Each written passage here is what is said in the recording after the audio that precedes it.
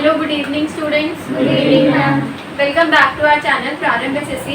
और आज की इस जीके क्लास में हमारा टॉपिक है व्हाट इज प्रीएम्बल। प्रीएम्बल क्या होता है इसके बारे में समझेंगे।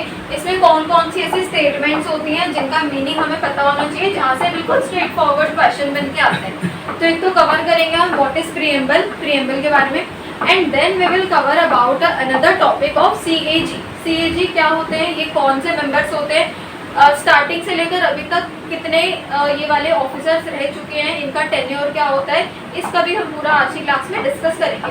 सो we are going to start with what is a preamble. तो प्रीएम्बल क्या होता है, सबसे पहले तो इसकी आपको एक स्टेटमेंट यहाँ पे गिवन है, मीन्स इसकी डेफिनेशन हमें गिवन है that a preamble is basically an introductory statement that explains the purpose and main idea of a document। कि ये क्या है, एक स्टेटमेंट है जो कि एक्सप्लेन करती है मेन पर्पस और एक मेन आइडिया एक पर्टिकुलर एक डॉक्यूमेंट का। तो क्या है, इंट्रोडक्टरी एक स्टेटमेंट है। It is like a mini summary at the beginning giving you heads up on what to expect. Think of it as a trailer of a movie. जैसे एक मूवी का ट्रेलर होता है, उसमें पहले सारी चीजें गिवन होती है, तो उसी तरीके से हमारा प्रीएम्बल होता है, letting you know what the story is about you before you dive in. तो ये तो हो गया एक छोटा सा इसकी डेफिनेशन एज एन इंट्रोडक्टरी। अब यहाँ पे आपने देखी होगी कि जो प्रीएम्बल होता है उसके कुछ इस तरीके से इमेज होती है, जो हमारी 11th और 12th की जो पॉलिटिकल का फर्स्ट पेज होता है उस बुक के अंदर ये वाला पेज हमें गिवन होता है, ताकि सब स्टूडेंट्स इसको लर्न कर लें। तो ये पूरी स्टेटमेंट हमें लर्न होनी चाहिए। यूपीएससी जैसे इंटरव्यूज में पूछ लेते हैं कि आप पूरा प्रीएम्बल अभी मुझे ऑन द स्पॉट बताओ, सुनाओ, तो उसके केस में भी आपको ये लर्न होना चाहिए। अब यहाँ पर लिखा है हमारे पास what is a preamble to the Indian constitution. तो इसकी पूरी स्टेटमेंट हमें गिवन है that we the people of India having solely resolved to constitute India into a sovereign, socialist, secular, democratic republic and to secure all its citizens। फिर उसके बाद justice लिखा है, जस्टिस किसमें, social, economic and political, liberty of thought, expression, belief, faith and worship, equality of status and of opportunity to promote among them all। Then is fraternity, ensuring the dignity of an individual and the unity and integrity of the nation। In our Constituent Assembly this 26th day of November 1949 do hereby adopt and enact the ourselves this Constitution। तो ये तो हो गई पूरी preamble की एक statement कि preamble में क्या क्या लिखा है ये हमें पता होना चाहिए, बाय हार्ट आपको ये लर्न होनी चाहिए। ये वाली पूरी प्रीएम्बल की डेफिनेशन, ये पूरा ही प्रीएम्बल जो वहाँ पे टेक्स्ट में गिवन है वो आपको लर्न होना चाहिए। तो इसको आप लर्न कर लेना है कौन सी लाइन में कौन सी बात लिखी हुई है। ये ऐसे भी क्वेश्चन आ सकता है कि the fourth line of preamble, इसमें सोशलिस्ट लिखा है, सेक्युलर लिखा है, रिपब्लिक लिखा है, तो fourth line of the preamble में क्या लिखा है ये आपको लर्न होना चाहिए। Now we are going to study background of the preamble to the Constitution of India। The objective resolution मतलब कि ये जो ब्लूप्रिंट आया, ये जो गाइडलाइंस आई किसकी, हमारे प्रीएम्बल की, was brought up by Jawaharlal Nehru and it was passed by the Constituent Assembly। तो किसने ऑब्जेक्टिव, किसने गाइडलाइन, किसने ब्लूप्रिंट दिया था, by Jawaharlal Nehru, and it was passed by the Constituent Assembly। और Constituent Assembly से क्या हुआ, पास बाय हुआ जो लॉ मेकर्स थे यहाँ पे ऑन जनवरी 2022 1947। तो ये ध्यान रखना, ऑब्जेक्टिव रेजोल्यूशन लिख के आ सकता है, गाइडलाइंस में आपको पूछ सकते हैं, ब्लूप्रिंट में यहाँ पे आ सकता है कि क्या था इसमें। सो जवाब by brought up by Jawaharlal Nehru and on January 22 1947 this resolution had the main ideas which were later added to the preamble of the Indian Constitution। मतलब ये जो रेजोल्यूशन था इसमें काफी सारे आइडियाज गिवन थे, अलग अलग स्टेटमेंट्स गिवन थे जो हमारे प्रीएम्बल के अंदर क्या कर दी गई, ऐड कर दी गई। तो ये याद रखना, ऑब्जेक्टिव रेजोल्यूशन एक इंपॉर्टेंट पॉइंट है यहाँ से, जवाहरलाल नेहरू एंड जनवरी 22, ये इंपॉर्टेंट है। Then Jawaharlal Nehru introduce the objective resolution in the constituent assembly. It was seconded by Purushottam Das Tandon. तो यहाँ पर एक न्यू नेम आपके पास आया, तो ये भी आप ध्यान रखना कि पुरुषोत्तम दास टंडन ने फिर उसको क्या किया था, यहाँ से वो क्या हुआ था, सेकेंडेड हुआ था। सेकेंडेड मीन्स सेकेंडेड, ये स्टेटमेंट में सेकेंडेड लिखा है, मतलब इन्होंने क्या किया, इसको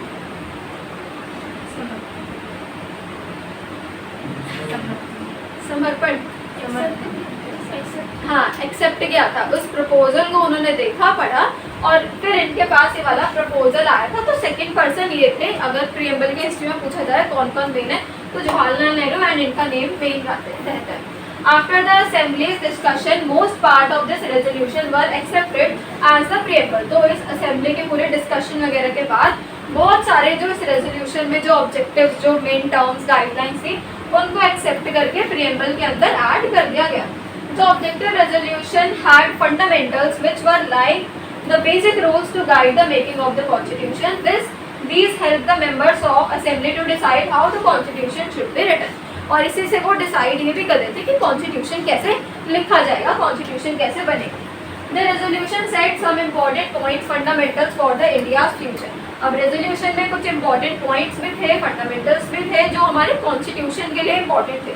तो पहले तो जो ऑब्जेक्टिव रेजोल्यूशन निकला उसमें से प्रीएम्बल को यहाँ पे क्या किया गया, पास किया गया. तो इसमें जो मेन नेम रहेगा वो जवाहरलाल नेहरू का रहेगा एंड पुरुषोत्तम दास टंडन का यहाँ पे मेन नेम रहेगा. एंड ये डेट जो है जनवरी 2022 1947.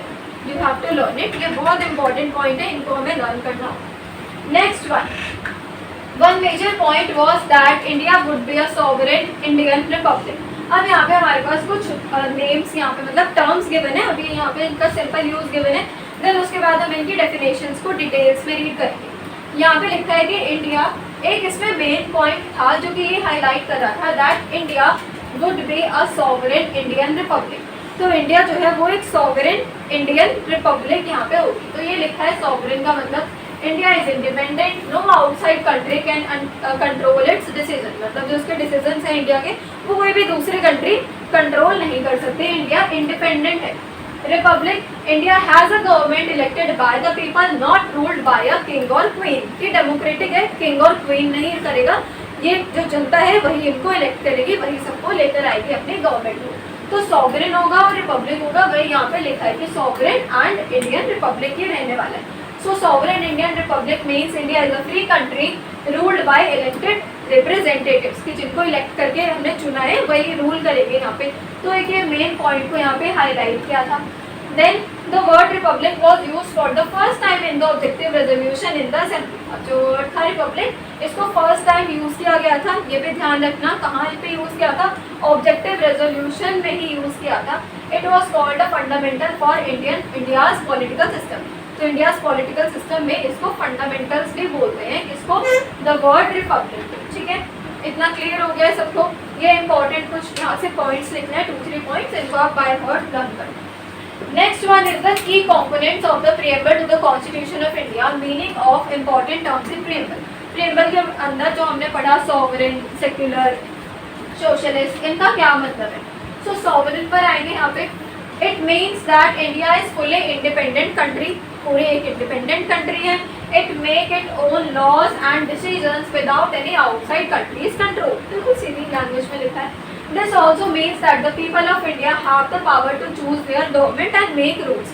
जो हम पढ़ते हैं डेमोक्रेसी की भी डेफिनेशन यही होती है कि जो जनता है वो अपनी सरकार को खुद से अपॉइंट करेगी, खुद से चुनेगी. तो यही मतलब होता है सॉवरेन का, which means that India is a fully independent country. India fully independent country रहेगी, अपने रूल्स, अपने रेगुलेशन, अपने लॉज खुद से बनाएगी. उसके बाद आते हैं नेक्स्ट सोशलिस्ट में. Socialist means that the Indian government works to give equal chances to everyone in society. कि जो इंडियन गवर्नमेंट है वो ऐसे काम करेगी कि सबको इक्वल चांसेस देगी. कहाँ पे, सोसाइटी के अंदर.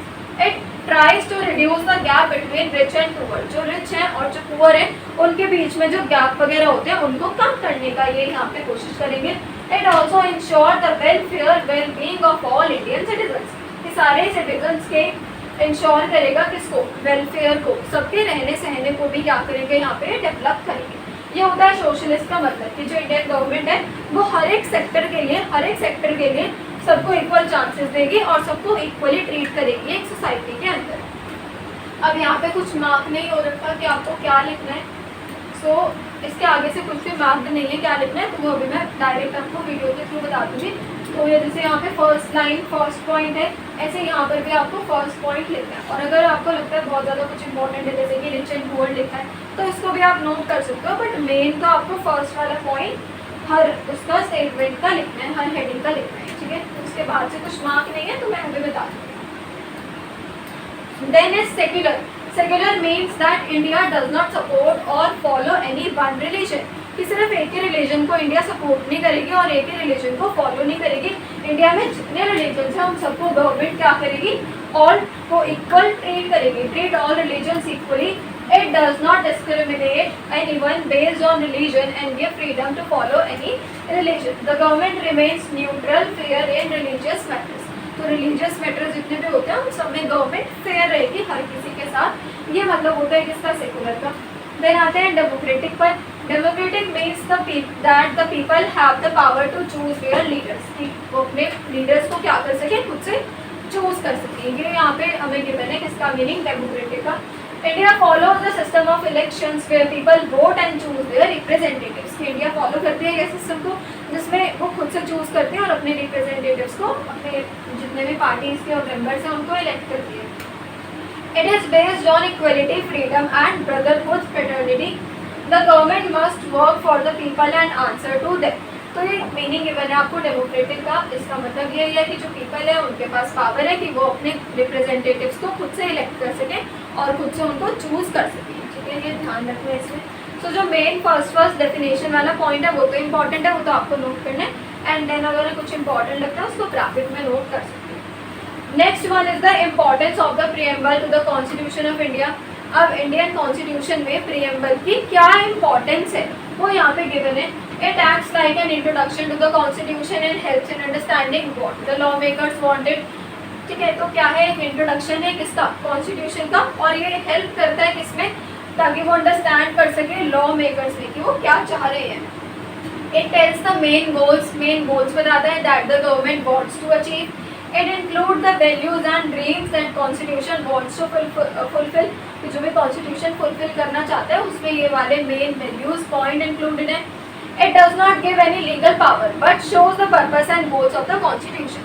इसमें कोई ऐसी लीगल पावर तो नहीं है बट ये पर्पस शो करता है और गोल शो करता है किसका, कॉन्स्टिट्यूशन का. कौन शो करता है, प्रीएम्बल.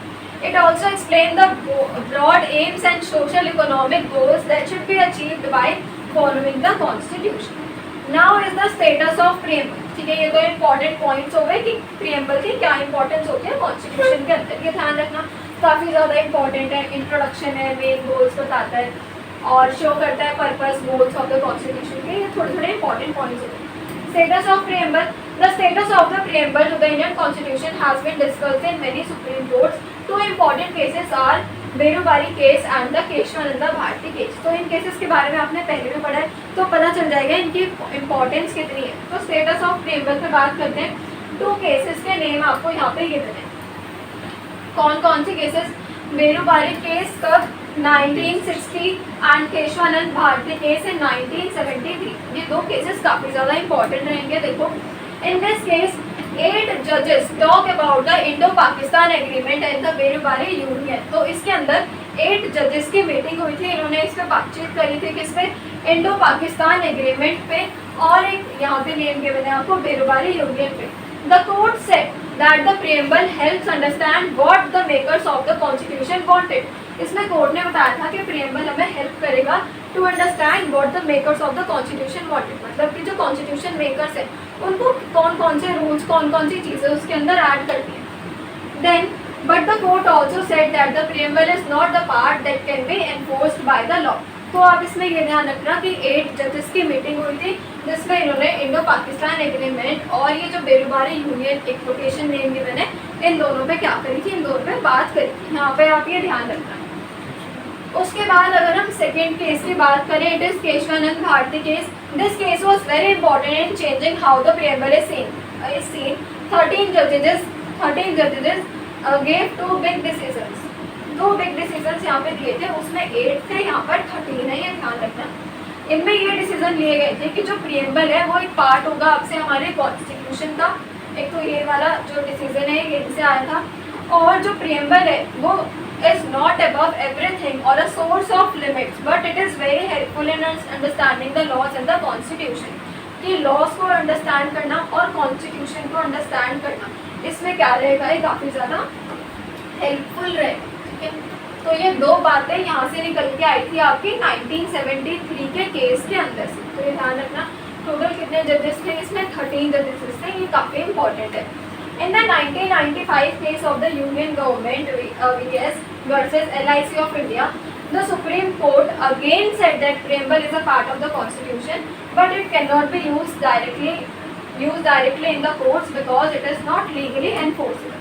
Legally enforceable नहीं होता, ये भी एक बात यहाँ पे कही गई थी 1995 के केस। तो मेन तो ये वाले टू केसेस हैं, एक तो बिरुबारी केस और उसके बाद केशवानंद भारती केस। दोनों केसेस कहाँ पर हुए थे? सुप्रीम कोर्ट इंडिया में ही हुए थे। ये ध्यान रखना 1960 एंड 1973। अब आते हैं हम अमेंडमेंट ऑफ द प्रीएम्बल पर। Amendment means changes. जो चेंजेस यहाँ पे हुए हैं अमेंडमेंट के अंदर, टिल नाउ ऐसा अभी तक कह रहे हैं कि जो प्रीएम्बल है वो चेंज हुआ है एक बार ही, ओनली वंस, एक बार चेंज हुआ है इसमें। In 1976 by the 42nd constituent amendment act 3 new words were added. तो इसके अंदर 3 नए वर्ड ऐड हो चुके थे। कौन कौन से नए word? 2 words socialist and secular were added to describe the nature of the Indian state, and 1 word integrity was added to the objective of the constitution। तो कौन से एक्ट के अंदर चेंज हुआ था ये भी ध्यान रखना है। 42 कॉन्स्टिट्यूशन अमेंडमेंट एक्ट, और कब था? 1976। ये ध्यान रखना है कितनी बार चेंजेस हुए? अभी एक ही बार चेंजेस हुए, एंड वो कौन से इसमें हुए और कौन कौन सी चीज़ें उसमें नई ऐड हुई थी। तो एक बार अमेंडमेंट हुआ, ये ध्यान रखना, और इसका ईयर आप ध्यान रखना। Now the key facts about the preamble, कुछ की facts हैं, जैसे कि it is like the introduction, ये हमें पता है। The Supreme Court said preamble is the key to its maker's mind. The idea of the preamble came from the Constitution of the United States, Constitution of the US, Constitution of the United States से idea निकल कर आया था किसका? preamble का। This is very important. The goals in the preamble shows the basic structure of the Constitution and cannot be changed. It is a part of Constitution and can be changed, but the basic structure must stay ऐसे ही रहेंगे। It has amended only once in 1976 by the 42nd Amendment Act, added the 3 new words। तो ये कुछ आपके पास facts given है किसके? कौन से preamble के? Socialist, secular and integrity। But its point cannot be a force in a court because it is not justiciable, not legally enforceable। तो लास्ट में कंक्लूजन गिवन है, मतलब आपने जितना पूरा पढ़ा है ऊपर की वाली सब पूरी फाइल में, उसका एक कंक्लूजन यहाँ पे गिवन है कि क्या होता है। एक विंडो है, what is inside the Indian constitution, ऐसे रेफर किया गया है। इंडियन कॉन्स्टिट्यूशन स्पिरिट और बैकबोन उसकी रेफर करी गई है प्रीएम्बल को। It's ideas were laid out in Jawaharlal Nehru's objective से आए थे, रेजोल्यूशन से, जो कि बाद में अडॉप्ट हो चुके थे एज एन कॉन्स्टिट्यूएंट असेंबली में। कब? 22 जनवरी को। Preamble to the Indian constitution is based on objective resolution, उस पर बेस्ड है। Constitution ideals are contained in it, however it does not grant any power, but it does provide direction and purpose to the state. It has only been amended once, एक बार amended हुआ है 1976 में by the 42 Constitutional Amendment Act, which included the word these three। ठीक है, so this is all about the topic preamble। preamble के बारे में इतना पढ़ लोगे तो इनफ है। अच्छे से एक लाइन लर्न कर लो, एक पॉइंट लर्न कर लो, जो जहाँ से आया है, जो नेम्स इसमें गिवन है वो सारे names you have to learn by heart. ठीक है, तो आज की प्रीएम्बल की क्लास में इतना ही। Now we are going to start with our next class, उसको नेक्स्ट पार्ट में कवर करते हैं। ठीक है, तो आज की क्लास में इतना ही। Thank you so much.